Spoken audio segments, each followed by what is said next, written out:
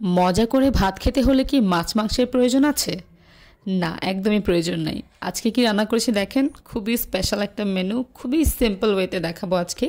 এই হচ্ছে আমার মেনু, ব্রকলি, মটরশুঁটি, টমেটো, রসুন। আর কিচ্ছু লাগবে না, জাস্ট এগুলাই লাগবে। এরপর হচ্ছে প্রথমেই আমি প্যান বসিয়ে দিয়েছি, এর মধ্যে তেল দিয়ে দিয়েছি। আজকের রেসিপিটা এত সহজেই রান্না করতে পারবেন। তো এর মধ্যে আমি হচ্ছে রসুন দিয়ে দিয়েছি। রসুনটা একটু ভেজে নিচ্ছি হালকা করে, লাল করা যাবে না, জাস্ট রসুনের স্মেলটা বের হওয়া পর্যন্ত ভেজে নিতে হবে। এখন একটা কাঁচামরিচ কুচি করে দিয়েছি, এটাতে ঝাল নেই, ঝাল ছাড়া, অনেকটা ক্যাপসিকামের মতো। অ্যান্ড দেন এখন যেটা ব্রকলি দিয়ে দিয়েছি, ব্রকলিগুলো আমি সেদ্ধ করি নাই, এটা একদম এমনিতেই দিয়ে দিয়েছি। সেদ্ধ করলে এর ভিতর থেকে সব কিছু চলে যাবে, যার কারণে আজকে সেদ্ধ করা ছাড়াই রান্না করে দেখাচ্ছি। এরপর মটরশুঁটি দিয়ে দিচ্ছি। মটরশুঁটি সেদ্ধ হতে কিন্তু খুব বেশি সময় লাগে না, তো এটা খুব দ্রুতই রান্না হয়ে যায়। এটা একটু হালকা সটে করে নিব, এমন ভালোভাবে হচ্ছে নেড়ে চেড়ে নেব যেন রসুনের পুরো স্মেলটা পুরো তরকারিতে হয়ে যায়, একদম সব কিছুর গায়ে গায়ে যেন হয়ে যায়। এরপর এখন আমি কাঁচামরিচ দিয়েছি, এটা অনেক ঝাল, এখন ঝাল কাঁচামরিচ দিলাম। তারপর পরিমাণ মতো একটু লবণ দিয়ে দিয়েছি, এরপর একটু জিরে গুঁড়ো দিয়ে দিয়েছি, ভাজা জিরে গুঁড়ো। তারপর হচ্ছে আমি এখানে সামান্য পরিমাণে ওয়েস্টার সস দিয়ে দিয়েছি। এখানে সয়া সস, অন্য কোনো সস ইউজ করব না, শুধুমাত্র ওয়েস্টার সসটাই দিচ্ছি টেস্টটা একটু এনহ্যান্স করার জন্য। তো এই যে এখন ভালোভাবে হচ্ছে মশলাগুলো হচ্ছে নাড়িয়ে নিচ্ছি। খুব বেশি মশলার প্রয়োজন হয় না এটার মধ্যে, খুব বেশি উপকরণেরও প্রয়োজন হয় না।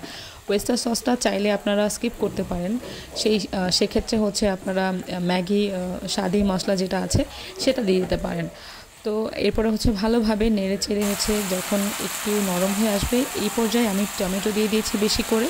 টমেটো দিলে দেখতে কালারফুল লাগে এবং স্বাদটাও হচ্ছে অনেকটাই বেড়ে যায়, কারণ টমেটো না দিয়ে এরকম কালারফুল একটা সবজি রান্না করবো তা তো হতেই পারে না। তো এই যে টমেটো দেওয়ার পরে সামান্য একটু পানি দিয়েছি, এই পানি দিয়ে আমি এখন ঢাকনা দিয়ে ঢেকে দেব ব্রকলিটা সেদ্ধ হওয়া পর্যন্ত। তো এই যে এখন দেখতেই পাচ্ছেন আমার ব্রকলিগুলো প্রায় সেদ্ধ হয়ে গেছে। এখন আমি সামান্য একটু চিনি দিয়ে দিব যেন স্বাদটা একটু ব্যালেন্স হয়। তো আবারও ঢেকে দিয়েছি কিছুক্ষণের জন্য, ব্যাস আমার রান্না হয়ে গেছে। দেখতেই পাচ্ছেন কতটা লোভনীয় লাগছে, তাই না? এতটা কালারফুল একটা সবজি রান্না করেছি, আর এর মধ্যে ধনেপাতা দেবো না তা তো হতে পারে না। তো এই যে আমি এখন ধনেপাতা দিয়ে দিয়েছি, দেখেন খুবই লোভনীয় লাগছে, আর মনেই হচ্ছে অনেক বেশি মজা হয়েছে। সত্যি অনেক মজা হয়েছিল, এটা খেতে দারুণ মজা। খুব সিম্পল ওয়েতে ব্রকলির আরেকটা রেসিপি দেখিয়ে দিলাম, চাইলেই বাসায় ট্রাই করতে পারেন, অনেক বেশি মজা হয় এটা, বাচ্চা থেকে শুরু করে সবাই খাবে। তো চলুন তাহলে এখন গরম গরম এই তরকারি দিয়ে হচ্ছে ভাত খাওয়া যায়। প্রথমে হচ্ছে আমি এক গামলা ভাত নিয়ে নিয়েছি, তারপর আগে ডাল রান্না করা ছিল, এরপর ডাল নিয়ে নিয়েছি। তারপর এখন নেব আমার সবচেয়ে পছন্দের সালাদ, এই সালাদটা বাঁধাকপির সালাদ, এইটা থাকলে আর কিছুই প্রয়োজন হয় না। তো এই যে এরপরে নিয়ে নিয়েছি আমার আজকে স্পেশাল রেসিপি।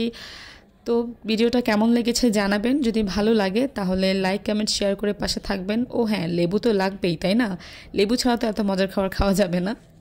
ভিডিও ভালো লাগলে পাশে থাকবেন, সবাই ট্রাই করবেন। ভালো থাকবেন সবাই।